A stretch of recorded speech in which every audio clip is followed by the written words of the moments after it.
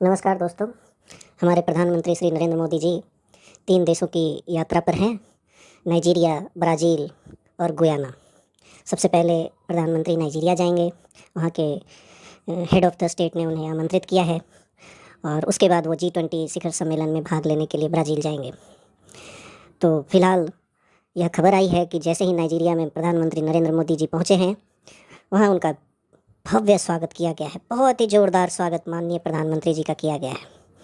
और यही नहीं, ये किसी भी भारतीय प्रधानमंत्री का 17 सालों में से बाद यह एक नाइजीरिया का यात्रा है। और ऐसे में दोस्तों, आप सबको जैसे कि जानते हैं कि भारत में कुछ भी हो और पड़ोसी देश न चिल्लाए, पड़ोसी देश रोए नहीं, ऐसा तो हो नहीं सकता है। जैसे ही भारतीय प्रधानमंत्री का नाइजीरिया में स्वागत हुआ, जिस प्रकार से उनको सर्वोच्च सम्मान दिया गया, जैसे ही दोनों पक्षों ने निवेश को बढ़ाने का ऐलान किया, बस पाकिस्तान में रोना धोना फिर से शुरू हो गया दोस्तों। पाकिस्तानी मीडिया तो तरस रही है कि उनके देश में भी कभी अच्छी खबरें आए। ये मैं नहीं बोल रहा हूँ दोस्तों, ये मैं नहीं बोल रहा हूँ, ये पाकिस्तान के मीडिया वाले खुद बोल रहे हैं। वो खुद बोल रहे हैं कि पाकिस्तान में तो कभी अच्छी खबर आए, इसके लिए तो कान ही तरस गए हैं। और वो भारत का तुलना करते रहते हैं। भारत कहाँ से कहाँ पहुँच गया और वो बार बार भारत से तुलना करते हैं। अरे यार, आप तो जज्बे वाले कौम हो, आप तो जिहाद वाले कौम हो, तो जिहाद होगा ना आपके यहाँ। आपके यहाँ तरक्की कैसे हो सकती है? तरक्की नहीं हो सकती ना। एक तो जैसे ही मोदी जी को सर्वोच्च सम्मान दिया और वैसे ही पाकिस्तानी सोचने लगे, हमें तो सब लोग लात मारते हैं और भारत को सब सम्मान देते हैं। पता नहीं भारत ने क्या जादू कर रखा है, लेकिन पाकिस्तान है कि मानता नहीं है। वैसे दोस्तों, क्या ही बोलूं, आप खुद भी सुन सकते हैं। भारत से तुलना करने चले हैं पाकिस्तानी, तो ये तो हो नहीं सकता। आप खुद ही देख लीजिए उनके कान कैसे तरस रहे हैं अच्छी खबरों के लिए। कभी वहाँ ब्लास्ट होता है, तो कभी जिहाद, और कभी कुछ और। मिल्लत के लिए, पाकिस्तान के लिए कि 17 ईयर्स हो चुके हैं। इस आखिरी युद्ध में भी अल्लाह ताला पाकिस्तान को अपने हामी नासर, लोगों के बच्चों की जानों को नुकसान ना पहुंचे। कैसे हो सकता है? शरीयत आपकी अपनी बनाई हुई है ना, आपके अपने रूल्स हैं, आपने अपने मफाद देख के उसमें रूल्स एंड रेगुलेशन ऐड कर दी हैं। ये तो आप किसी भी चीज़ को कल को हराम करार दे देंगे, कल को तो आप लड़कियों की तालीम पे भी पाबंदी लगा देंगे। जिस तरह के आपके हालात हैं, ये हर चीज़ को हराम कंसिडर करते हैं। इवन इतना हराम है नहीं जितना इन्होंने हराम बताया। प्राइम मिनिस्टर नरेंद्र मोदी तकरीबन 5 दिन के दौरे पे नाइजीरिया, ब्राज़ील और गियाना जो है वो पहुंच गए हैं। और माज़रत चाहता हूँ, अगर आप ये देखें कि ये 3 मुल्क कहाँ पे हैं, तो आपको अंदाज़ा होगा कि भारत की जो लीडरशिप है वो कितना ज़्यादा डिफरेंट सोचती है, डिफरेंट कनेक्शंस हैं। नरेंद्र मोदी एंड जयशंकर जिस तरह की बल्लेबाजी कर रहे हैं, दुनिया की जो खारजा पॉलिसी है उस पर, उस पिच पर, उस महाज पर, तो यकीनन उनको जो बैक टू बैक सफलता है इस मैदान में मिलती हुई दिखाई आपको दे रही है। मेरे कान आंखें तरस चुके हैं कि वो अपने मुल्क से कोई अच्छी खबर मुझे मिले। अगली खबर PIA की है कि वो लंडे दे भाव बेचण फिरदे पे विचों आपे भी टीके लाने उन्होंने। पहले आपको पता होना चाहिए, चीमा साहब, आपके देखने वालों को बताना चाहूंगा, इस्लामाबाद एयरपोर्ट बेचा गया है। टेक्नोलॉजी में, इस्लाम में टेक्नोलॉजी हराम कहाँ लिखी गई है? नहीं लिखी गई, बल्कि वहाँ भी लिखा गया है, कुरान पाक में भी है कि साथ साथ चले, जो दौर हो उसके साथ साथ हमने चलना, जो भी आएगा उसके साथ साथ चलना जाहिर है। सो इसलिए, और दूसरा ये है कि मोदी की गवर्नमेंट को आप बहुत सारे उसके जो है ना वो नेगेटिव पॉइंट्स जो है ना वो निकाल सकते हैं, लेकिन फॉरेन पॉलिसी को जिस तरह से वो लीड कर रहे हैं, ये उनका जो है ना वो प्लस। भाई नाइजीरिया जो है it's a completely different world.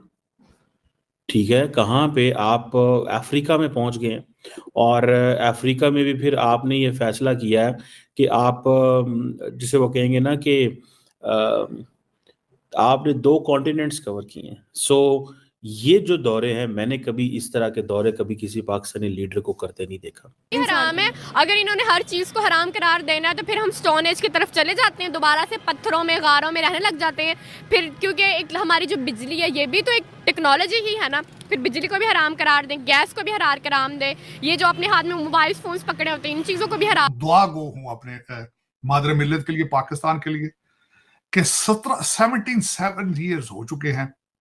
इस आखिरी युद्ध में भी अल्लाह ताला पाकिस्तान को अपने हामी नासर, लोगों के बच्चों की जानों को नुकसान ना पहुंचे। एक तो ये खबर थी, और दूसरा आज आपके जो हमेशा कहते थे 9 मई की वीडियो नहीं निकली, आज उन्होंने वो भी निकाल दी। उन्होंने कहा शक्ल सारी। चलो, लेकिन चीमा साहब आपके किसी खबर मेरे कान आंखें तरस चुके हैं कि वो अपने मुल्क से कोई अच्छी खबर मुझे मिले। अगली खबर PIA की है कि वो लंडे दे भाव वेचण फिरदे पे विचों आपे भी टीके लाने उन्होंने। पहले आपको पता होना चाहिए चीमा साहब, आपके देखने वालों को बताना चाहूंगा, इस्लामाबाद एयरपोर्ट बेचा गया है, और सुना है जो दूसरी पार्टी उसमें बिड करने आ रही थी उसको बाहर सिक्योरिटी वालों ने इंटेंशनली रोक लिया था, उसने कोर्ट में केस कर दिया, उसको बिड ही नहीं देने दी। पार्टियां बिड दे रही थी चीमा साहब, तो एक पार्टी जो बिड देने आ रही थी उसको बाहर सिक्योरिटी के बहाने में रोक के उसको पुलिस वालों को कहा इनको रोक लो, अंदर नहीं आने देना, और वो केस उसने किया यार। तो अब PIA भी बिकेगी, इस तरह बिकेगी, फ्रंटमैन ले लेंगे आगे। चले चीमा साहब, दर हकीकत इसको रोकना मुश्किल नहीं है। मैंने पाकिस्तान आपको कहा था 5 मिनट की गेम है। 4 शहर जो हैं उनके, अगर जहाज जो उनकी फ्लाइटें हैं उनके ऊपर बिठा दिया जाए कि यहां से बाहर नहीं निकले को जाएगा, तो आपकी सारी 90% करप्शन रुक जाती है। दुबई, लंदन, टोरंटो और न्यूयॉर्क और ये सारी फ्लाइटें, 4-5 जो जहाज यहां से उड़ते हैं उन पे कह दिया जाए कि लोग नहीं जाएंगे बाहर, ये पैसा, और 6 महीने सिर्फ लाओ, तुम्हारी करप्शन रुक जाएगी। आपको ना IMF की जरूरत होगी ना किसी और चीज की जरूरत। लेकिन वो कौन करे? वो कोई पता नहीं, अभी तक पैदा ही नहीं हुआ पाकिस्तान में। पाकिस्तान के अंदर पाकिस्तान ही नहीं पैदा हो रहा है चीमा साहब। किसी इतना काम भी नहीं कर सकते। आज हमारे अफरीदी साहब है जो जज फिर क्या जाने छाड़ता। आज सुना बड़ी आर्मी को बड़ी गालियां दी अफरीदी साहब ने लंदन में, उन्होंने बड़ी तकरीर की, जर्नैलों को बड़े नाम दिए उन्होंने। एक बंदा इतने 4 हफ्ते वास्ते इलाज से आया सी, वो रोज खैर गाला कढ़दा। चलो जी, मतलब लेकिन इसमें जिस तरह मैं हमेशा कहता हूं कि जिस तरह आप कंट्री चला रहे हैं इस तरह पान का खोखा नहीं चलता चौक में।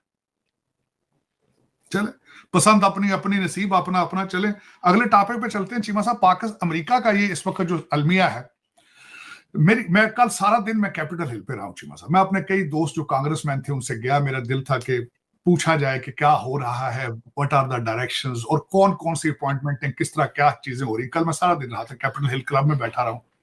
कैपिटल हिल के अंदर मैंने ब्रेकफास्ट कुछ दोस्तों के साथ किया, अपने कांग्रेसमैन के साथ। तो जो सबसे बड़ी इंटरेस्टिंग चीज थी कि not only Democrats they are criticizing the new appointments, Republicans are even then upset on the some of the. Doctor साहब, इस पे बताएं, ये जो डोनाल्ड ट्रंप साहब ये काम कर रहे हैं, बिल्कुल नए लोगों को लेके आना जिनका कोई तजर्बा नहीं है, आपको नहीं लगता ये बैकफायर कर जाएगी यार? नहीं, बैकफायर चाहिए मतलब उसके मैं मुझे कल किसी ने एक ईमेल भेजी है, मैसेज किया, मैं जरा वो पढ़ के आपको सुनाना चाहता हूं। उसकी वजह यह है कि उसमें चिमा साहब उन्होंने मुझे उसमें जो खास कर बताने वाली है कि उनकी एजें, जो उनकी एज है, उनकी एज जो एजेस हैं इनकी, जो नई अपॉइंटमेंट्स में, वो आपके देखने वाले बड़ा एंजॉय करेंगे उसको। जी जी, वो बहुत जरूरी है, वो जरा देखिएगा उसमें, वेरी इंटरेस्टिंग चीज। विवेक रामास्वामी की age 39, Stephen Miller 39, Elise Stefanik 40 years old, Matt Gaetz attorney general 42 years old, Tulsi Gabbard 43 years old। उसके बाद पीट हैग्सेथ जो कि डिफेंस का बना 44 years old, 58 years। एक तो ये खबर थी, और दूसरा आज आपके जो हमेशा कहते थे 9 मई की वीडियो नहीं निकली, आज उन्होंने वो भी निकाल दी। उन्होंने कहा शक्ल सारी। चलो, लेकिन चीमा साहब आपके किसी खबर मुझे मेरे कान आंखें तरस चुके हैं कि वो अपने मुल्क से कोई अच्छी खबर मुझे